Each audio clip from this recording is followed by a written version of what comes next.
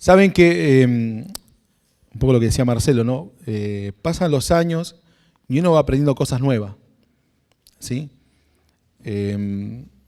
Cosas que hemos aprendido de una manera y Dios nos muestra que es de otra, ¿sí?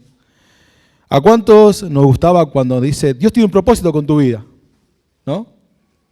Y lo primero que imaginamos siempre es las naciones o un ministerio. Por lo menos a mí me pasaba, ¿no? Decía, Dios tiene un propósito con tu vida, y yo me imaginaba con una guitarra en medio de Jujuy, por esa zona.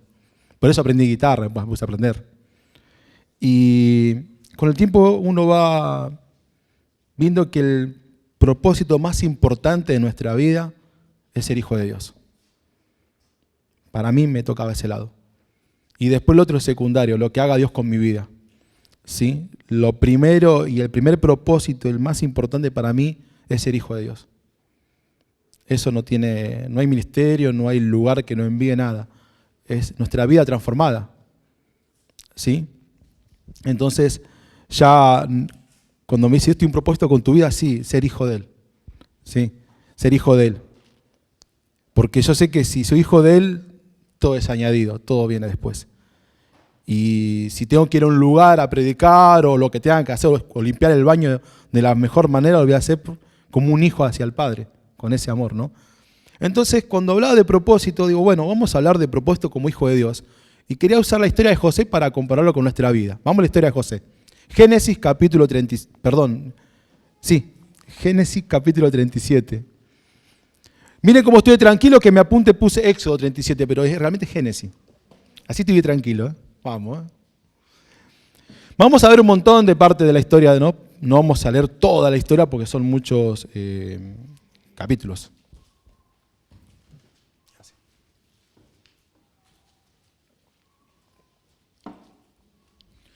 Vamos con la primera parte de la historia, que es en el capítulo 37, versículos 7 al 9, que se podría decir que este es el propósito en la vida de José. Lo tienen en Génesis, el libro que está al comienzo, ¿sí? Génesis capítulo 37. Ahí está. Bien, mi lucha. Dice así.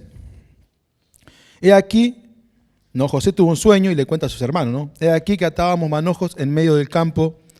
He aquí que mi manojo se levantaba y estaba derecho, y que vuestros manojos estaban alrededor y se inclinaban al mío. Le respondieron sus hermanos, ¿reinarás tú sobre nosotros o señorearás sobre nosotros? Y le aborrecían aún más a causa de sus sueños y su palabra.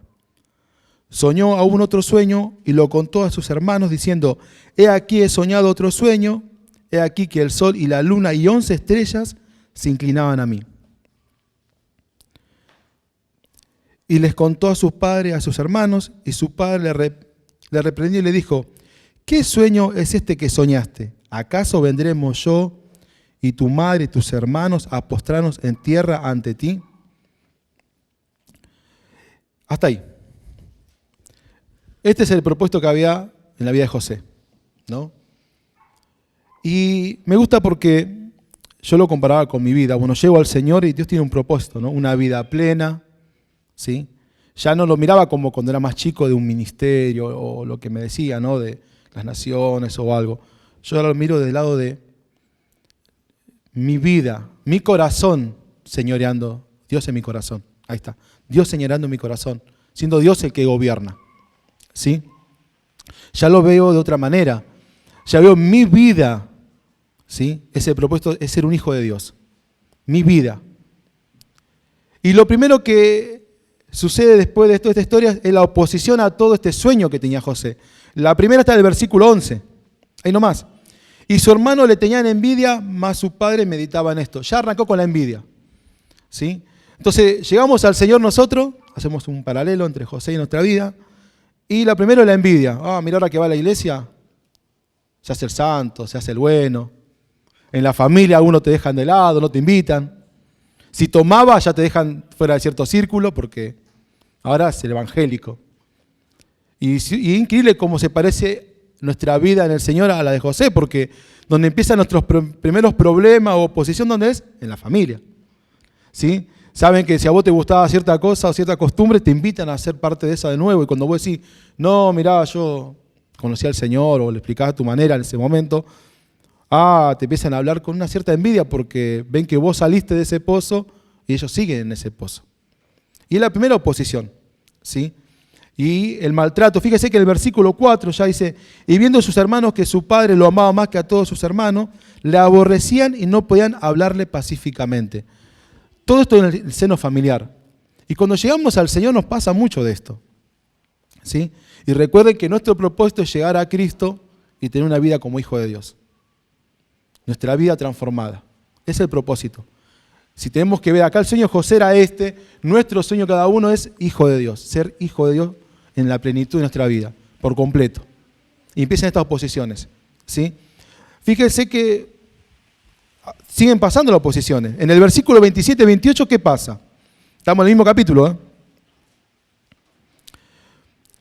Dice, perdón, me adelanté, en el 20-21. Ahora pues vení, matémosle, o sea, los hermanos se van, conocen la historia, ¿no? Así ahorramos tiempo. Bien, fíjense que, ¿qué dicen los hermanos en el versículo 20-21?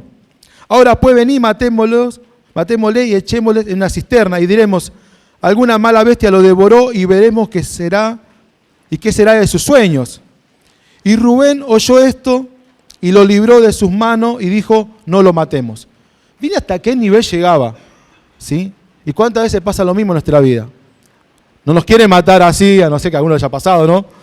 Pero sí matar nuestra vida espiritual. Porque muchos de los que están a tu alrededor están muertos también. No tienen vida como la que tenemos nosotros en Cristo, ¿sí? José ya arranca, ¿no? Con la envidia, lo quieren matar. En el 27-28 lo venden. Bueno, resuelven no matarlo por el tema de la sangre, ¿no? De la culpa. Venid y vendámosles a los ismaelitas. Justo pasaban los ismaelitas por ahí. Y no sea de vuestra mano sobre él, porque él es nuestro hermano, nuestra propia carne. Y sus hermanos convinieron con él. Y cuando pasaban los madianitas, mercaderes, sacaron ellos a José de la cisterna, lo han metido en la cisterna, ¿se acuerdan? Y le trajeron arriba y le vendieron a los ismaelitas por 20 piezas de plata y llevaron a José a Egipto. Miren todas las oposiciones de dónde arrancan y siempre cuando llegamos al Señor pasa lo mismo. Nos quieren matar espiritualmente, nos tratan, vender a un pariente es un desamor, ya es algo muy, es una bronca muy profunda, ¿sí? Y a veces empezamos nosotros con este propósito en nuestra vida y empezamos con oposición. Pienso que si todos contamos el testimonio de cuando llegamos al Señor, ¿qué fue lo primero que nos pasó? Yo siempre cuento, mi abuelo no me habló durante un año, mi abuelo era mi papá prácticamente. Y durante un año no me habló. Me ignoraba, era posta, me ignoraba, pero a un nivel, estar en la mesa comiendo, papá, le digo, pasame el pan. Y él miraba la tele como si nada, era una cosa, ¿sí? Y me identificaba mucho con estas situaciones. Y todo eso ¿a qué atentaba? Al propósito que tiene Dios en mi vida, que es ser un hijo de Dios. ¿Sí? Lo venden. José, me encanta la historia de José porque tiene un montón de enseñanzas. Hay muchas cosas que dejan la historia. Si seguimos, ¿no? Como que decir, bueno, ¿qué más le puede pasar a este varón? Lo venden. Capítulo 39. ¿Conocen la historia, no? Esta la predicaban en el grupo jóvenes muy seguido, la de la tentación, cuando José corre. Siempre la predicaban con esta, ¿no?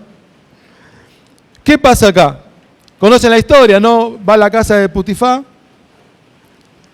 Resulta que, bueno, la mujer se enamora de él, lo tienta, bueno, José sale corriendo y lo acusan. Lo acusan con una mentira y lo meten preso. La verdad que la historia de José es destino final, se puede decir un punto, ¿no? Porque le salen todas mal. Desde el momento que el papá lo quiere mal, le da túnica de color, genera envidia, celo, encima lo venden, lo quieren matar, lo venden. Y ahora lo acusan de algo que no hizo y lo meten preso. Versículo 20. Pasa toda la situación y tomó su amo a José y lo puso en la cárcel donde estaban los presos del rey y estuvo allí en la cárcel. ¿Sí? Lo meten preso. ¿Qué peor? Peor imposible. Y recuerden que todo esto comenzó con el propósito que había en la vida de José. que Él les cuenta en el sueño, que Dios le habló a través del sueño. ¿Sí? O sea, que cuando Dios tiene un propósito con nuestra vida, empiezan estas oposiciones. La pregunta es, ¿son oposiciones u otra cosa? Después vamos a ver que me parece que es un poco y un poco de todo esto. Sigue la historia, en el capítulo 40. Estando preso, él tiene un don de interpretar sueños. Y ayuda a un copero y a un panadero. Y al copero lo ayuda, le interpreta un sueño que tuvo. Capítulo 40, versículo 14-23. Del 14 al 23 del 40. Y le dice José, después que le interpreta el sueño al copero: acuérdate de mí cuando tengas ese bien y te ruego, porque le dice que Dios lo va a liberar, que va a salir de la cárcel, va a volver a su lugar, ¿no? Él dice: acuérdate pues de mí cuando tengas ese bien y te ruego que uses conmigo misericordia y hagas mención de mí al faraón y me saques de esta casa. Porque fui hurtado de la tierra de los hebreos y tampoco he hecho aquí porque me pusieron en la cárcel. Viendo el jefe de los panaderos que había interpretado para bien, dijo José: también yo soñé que venían 3 canastillos. Bueno, cuenta toda la historia del sueño del panadero y le cuenta la pálida que al panadero lo iban a cortar la cabeza. O sea, el panadero ya lo iba a ayudar, el que lo iba a ayudar era el copero, ¿no? Y seguimos en la misma situación. El copero es libertado, se cumple. Capítulo 41, versículo del 9 al 13. Entonces el jefe de los coperos, claro, se olvida de José hasta que el faraón tiene sus sueños. Y después de un tiempo se acuerda de lo que había dicho José de ayudarlo. ¿Sí? Y lo ayuda. Capítulo 41, versículo del 9 al 13. Entonces el jefe de los coperos habló con el faraón diciendo: me acuerdo hoy de mis faltas, cuando el faraón se enojó contra sus siervos, nos echó a la prisión de la casa del capitán de la guardia, y a mí, al jefe de los panaderos. Y él y yo tuvimos un sueño en la misma noche, y cada sueño tenía su propio significado. Estaba allí con nosotros un joven hebreo, siervo del capitán de la guardia, y se lo contamos, y él nos interpretó nuestro sueño y declaró a cada uno conforme a su sueño. Y aconteció que como él nos interpretó, así fue, y fui restablecido en mi puesto, y él y el otro fue colgado. A todo esto, ¿sí?, que él pasa esta situación, ¿no? Pasó un tiempo que él seguía estando preso. Él seguía estando preso. La situación de José nunca cambió. Nunca cambió. ¿Qué otra pálida tiene? Vamos con las pálidas primero, después viene la buena. En el 42, del 29 al 30. ¿Sí?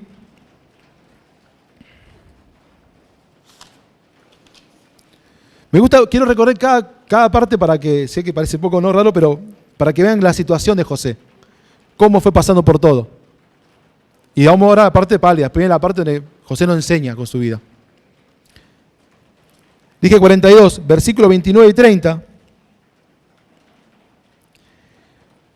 Vienen los hermanos, ¿no?, a buscar alimento después que lo ponen como a José en su lugar de jefe. Y dice: y venido Jacob a su padre en tierra de Canaán, le contaron todo lo que había acontecido. Y diciendo: aquí el varón, el Señor de la tierra, nos habló aparentemente y nos trató como espías.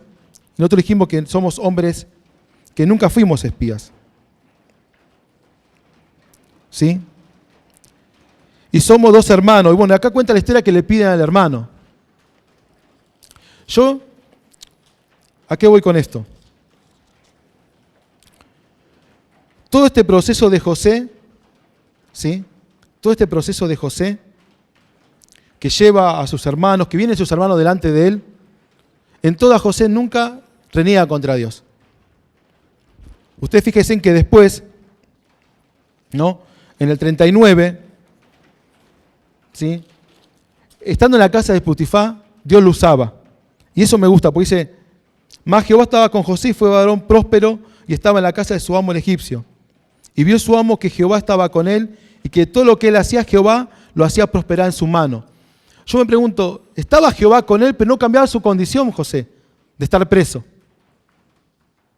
Seguía en aflicción. José seguía siendo probado. ¿Sí? En todo lo que él hacía, Dios lo apoyaba. En todo. ¿Sí? Fíjese que, si me pongo a pensar, digo, a ver, Si Dios lo apoyaba, ¿por qué le estaba pasando por esta situación? ¿Por qué tenía que seguir preso? Dios permitió que lo acusaran. Todas las cosas que vimos que le pasó. Estando preso, hasta con el carcelero, él tiene una buena relación, tiene un buen testimonio. ¿Por qué? Porque Dios lo respaldaba. Y lo primero que venía a mi mente era que él nunca, acá no se nos aparece como en otros personajes por ahí, como Jonás que se enoja contra Dios. Él nunca se enojó. Nunca renegó de su situación. ¿Sí? Venía a mi corazón que solo nos separa el pecado de Dios, no la circunstancia. Era la peor circunstancia la de José, pero Dios estaba ahí con él. Dios lo estaba respaldando. ¿Sí? Dios estaba acompañándolo, no lo dejaba. Y en ningún momento de la historia aparece José quejándose o renegando con lo que estaba viviendo. ¿Sí? Nosotros recién nos convertimos y lo primero que pasa, todas estas situaciones, decimos, un momento dudamos, ¿se acuerdan? Señor, al final me pongo las pilas, vengo a tu presencia, a tu camino, y me pasan todas. Y me pasan todas. De la familia, pierdo un trabajo, no sé, como que le pasan todas las que no, al final decís, si me quedaba sin Dios estaba mejor. Pero siempre hay un propósito. Siempre hay un propósito. Dios tiene un propósito con nuestras vidas. Con José pasó por todo esto, ¿sí? Pero siempre José, Dios lo respaldaba.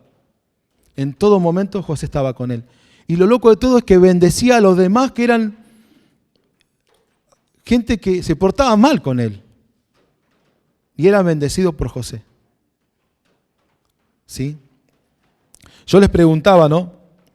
En toda la historia de José, ¿qué fue lo que...? O sea, yo le preguntaba a ustedes si era oposición o que todas estas circunstancias que José pasa era para prepararlo para lo que venía. Más adelante José se encuentra con sus hermanos. En la primera situación dice que llora, después llora de vuelta, y es un trato con nuestro carácter. Es el trato con el carácter de José y pasa con nosotros.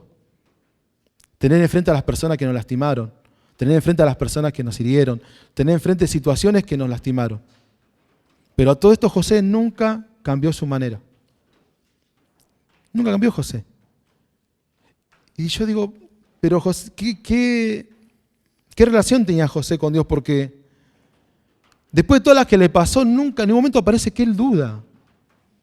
En ningún momento aparece en él, acá por lo menos no aparece, pero sí se nota una parte débil de él, que cuando ve a sus hermanos llora 2 veces.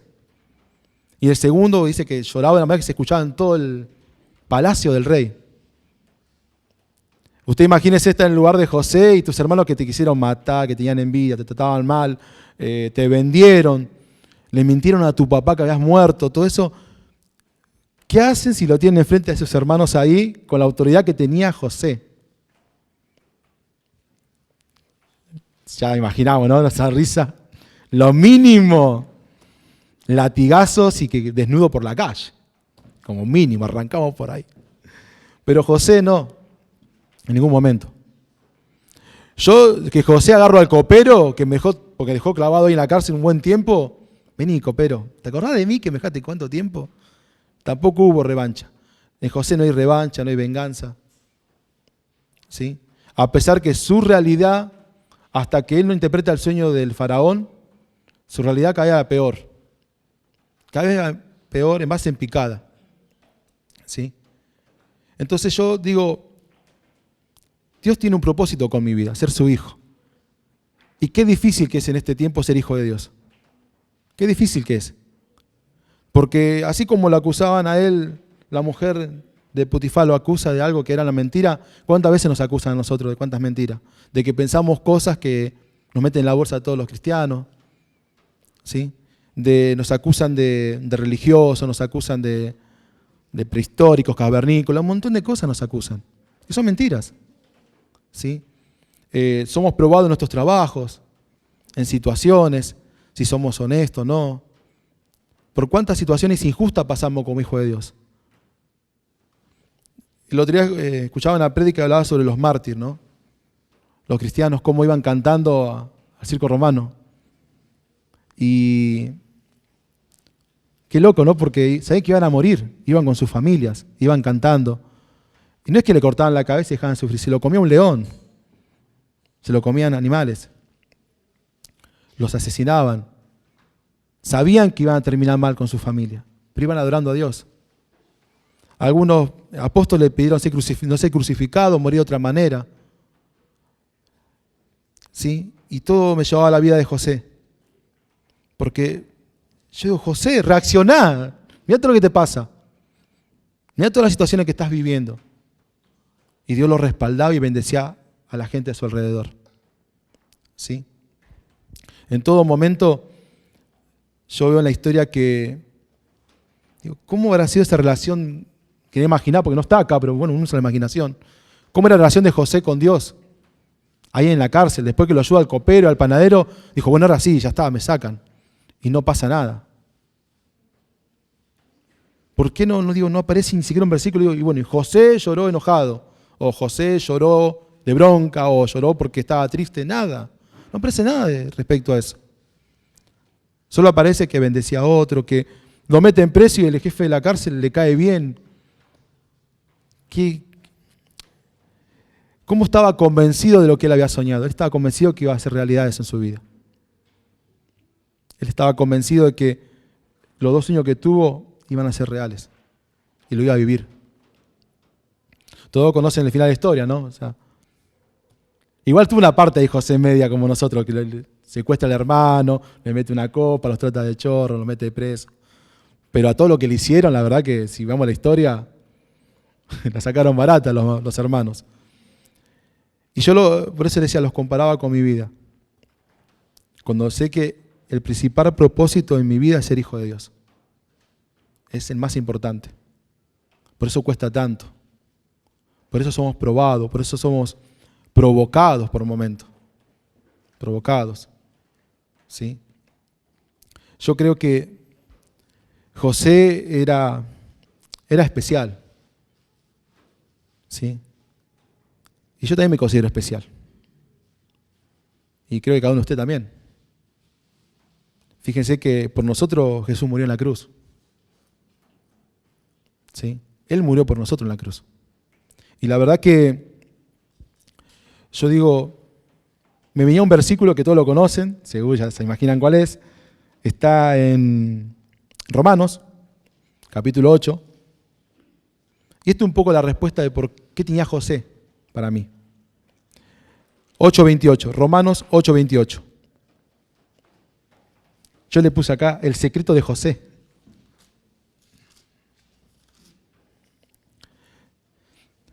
Se lo leo porque lo saben todos ya, ese pasaje. 8:28. Y sabemos que a los que aman a Dios, todas las cosas les ayudan a bien. Hasta ahí nomás. Hasta ahí quiero leerlo. Todas las cosas. Pero ¿saben dónde está la clave? Aman a Dios. José amaba a Dios. Y amar a Dios no te detiene nada. Pero amar a Dios, amar a Dios. Amar a Dios es, quiero estar con vos, en todo momento, en todo lugar. Todo lo que tenga que ver con vos, quiero estar. Todo lo que tenga que ver con vos, quiero escucharlo. Me dicen, vamos a hacer tal cosa. Todo lo que tenga que ver con vos, Dios, yo quiero estar. Desde lo más íntimo en mi casa, en mi lugar más privado, a lo más público. Porque yo amo a Dios. Y yo sé que todo lo que pasa en mi vida, obvio que no me voy a comparar con José. Es que si me pasa la mitad, no sé si sigo en el camino. Pero José perseveró porque amaba a Dios. Para mí es la clave de amar a Dios. ¿Cómo podemos entender en nuestra vida que nos pasen cosas? Nos tratan de locos porque qué bendición, está lloviendo, qué bendición, todo, ¿viste? Qué bendición. Teníamos una amiga que le decíamos, Sari, mirá, qué bajón, qué bendición, decía ella, qué bendición. Parecía anestesiada con eso. ¿Viste? Un re problema y ella, qué bendición, qué bendición. Pero ahora la entiendo a Sari, porque ella ama a Dios. Entonces sabía que todo lo que pasaba en su vida, siempre pasa en su vida, es porque uno ama a Dios. Y amar a Dios es algo que jugarnos, es buscar conocerlo más. Amar a Dios es amar al que tengo al lado, así como es. Eso es amar a Dios. Amar a Dios es ayudar al que está perdido. Vamos a salir el 31, es una forma también de amar a Dios. Vamos por lo cerca. La mayoría están apartados. Si 10 personas en la calle, 9 están apartados. ¿Sí? Es una forma. Amar a Dios nos lleva a tener una vida ordenada, a ser ordenados, porque Dios es orden. En lo que ayuda a los que aman a Dios, ¿no? En amar a Dios para mí encierra todo lo que tenga que ver con Dios. Su orden, la búsqueda, el conocer la palabra, lo más sencillo que es congregar. Está lloviendo y acá estamos reunidos. Re loco, ¿no? Otro está en la casa, dice, ¿qué hace ese loco ahí? Acá estamos. Vamos el 31 ahí en medio de la peatonal, en Halloween. Vamos a aplicar la palabra, vamos que conozcan al Señor, porque amamos a Dios. ¿Sí? Entonces vamos a prepararnos también, porque vamos en nombre de Dios y hay que prepararse. Porque amo a Dios, sé que necesito estar con Él en todo momento, aunque sea haciendo las cosas, que mi corazón esté ahí. Porque cuando pasa algo en mi vida, yo sé que lo que pasó es voluntad de Dios. Llegar a convencernos que, mirá, se rompió esto y no tengo un mango. Bueno, Dios tiene un propósito. ¿Sí? Me pasó esto, tengo esta enfermedad, ¿por qué? No te cuidaste, no hicimos los chequeos. ¿Por qué? Y cuando uno está enfermo, ¿qué sucede automáticamente cuando uno se enferma? Yo te andaba con unos dolores medio raros en el cuerpo y quise automáticamente, Señor, mi corazón es tuyo. Consecuencia, vamos a Dios y ahí sí dependemos de Él, ¿no? Cuando estamos bien, Señor, amén, amén, sí, yo todos los días hablo con Dios, sí. Donde nos duele algo raro, una molestia, Señor, yo dependo de vos. Yo oraba así el otro día. Señor, yo soy tu hijo, Señor, yo dependo de vos, porque era un dolor medio raro que me asustó. Digo, Señor, mi familia, mis hijos, va a buscar golpe bajo, ¿viste? Para tocar el corazón de Dios, pero es la realidad. Nos ponemos a cuenta, vos sabés, Señor, bueno, hermano, yo voy a orar para... Como si fuera algo que te morís. Y ahí entendés cuando te sale mal un chequeo médico. Primero que fui un descuidado. Segundo, ahora dependo más de Dios. Ahora sí dependo de Él. Porque el médico te puede medicar todo, pero a la larga sabemos que demuestra no estamos parados, la realidad nuestra, de cuánto dependemos de Él. ¿Sí? Cuando vienen cuentas que no esperábamos encontrarnos, no sé, situaciones cotidianas que nos mueven, ¿no?, el piso. Por eso dice que a los que aman a Dios, todas las cosas ayudan a bien. Y lo primero que nos ayuda es volver a Él. Es lo primero que nos ayuda. Cada situación mala que pasa en nuestra vida nos ayuda a volver a Él. Porque a veces pensamos que estamos cerca de Él. Porque no, yo no soy religioso, ¿cómo voy a poner ahora así? ¿Cómo voy a hacer esto? Soy muy religioso. Y a veces en esa mentira nos vamos alejando. No nos damos cuenta. ¿Sí? Entonces, ¿qué es lo que Dios nos está hablando hoy? Que en la peor circunstancia Él está. En el peor momento de nuestra vida Él está. Cuando estamos pasando mal, Él está. Muchas veces la pasamos mal por consecuencia de malas decisiones que tomamos. José acá no le pasó eso, ¿no? Pero también está. Porque estando Él, esas consecuencias nos educan, nos enseñan. Y volvemos al mismo punto de recién. Volvemos a depender de Él. Volvemos a depender de Él. Hoy tenemos que reflexionar a ver de cuánto realmente dependemos de Dios. Y no esperar que nos pase algo. No esperar que tengamos un dolor, o venga un telegrama, una cuenta, o una situación, o una persona que amamos que esté enferma. No esperemos ese punto para ver cuánto realmente amamos a Dios. Cuánto dependemos de Él. Que en las buenas situaciones, en el buen día, en el día que sale el sol, sea el día que digamos, es el día del Señor. ¿Sí? No esperemos a que haya una tormenta para acordarnos de Él o para ver, a ver cómo estoy con Dios. A ver, Señor, cómo estoy. Bueno, Señor, vos sabés que me duele, pero a ver, Señor, y empezaba a hacer cuenta, a ver con quién tenía que ponerme a cuenta. Mandaba mensajitos, ¿cómo andás? Tanto tiempo, mensajes de texto. Pero la realidad, ¿no?, es reflexionar hoy en este punto. Primero saber que a pesar de todo lo malo, Dios está con nosotros. Y que esa situación tiene un propósito. Y como hijo de Dios es acercarnos más a nuestro Padre. Y después tiene otros propósitos. Dice, ¿no?, que hasta las situaciones malas Dios las transforma en buenas para educarnos. Si tomamos una mala decisión, no volvamos a caer con la misma piedra. a tropezar. ¿Sí? Era esto que quería compartirles hoy. ¿Sí? Porque es lo que me llevó a meditar. Yo quiero ser hijo de Dios. Quiero que ese propósito se haga real en mi vida. Y hay que pagar un precio también. Porque en ese proceso, cuando José lloraba, yo veía que era tratado su carácter ahí. En esos 2 versículos donde él llora, es tratado su carácter. Y creo que es el primer obstáculo. Después vienen lo de los parientes, ¿no? Pero el primer obstáculo es nuestro carácter. Nuestro orgullo, ¿sí? Nuestro ego. Todas esas cuestiones que sabemos que tenemos. Pero que algo es real. Después de todo eso, se va a cumplir propósito. Y se está cumpliendo en nuestra vida. Somos hijos de Dios. Y cada día nos parecemos más a nuestro Padre. Porque lo imitamos. Amén. ¿Oramos?